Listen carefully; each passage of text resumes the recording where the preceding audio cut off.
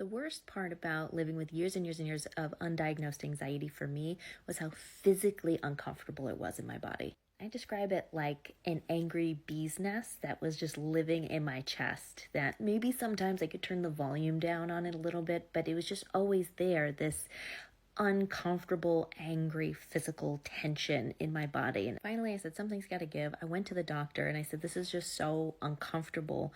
What can I do about this? Nobody talked to me about anxiety or any options other than here are some medications to help you. So I took the medications, and to be honest, they were helpful for a time. They took the edge off. They never got to the root of it, but they did take the edge off, which was very helpful. The pills weren't enough, so I ended up smoking a lot of pot, which was also very helpful. It helped take the edge off, and it made me feel a little bit more comfortable. Didn't get to the root of the problem, but it was very helpful for a time.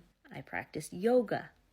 It was helpful, but it didn't stop the cycles of anxiety from coming.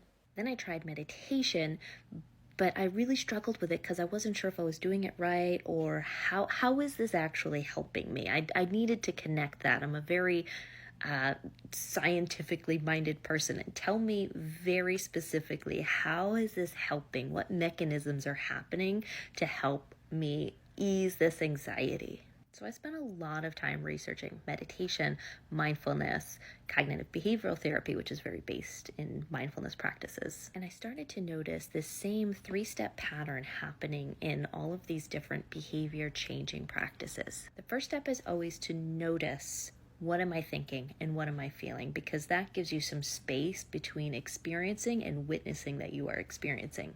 The next stage is acknowledgement, which is to label this experience with curiosity, not with judgment. And the last step is redirection, which is mindfully choosing, where do I want to focus my attention instead?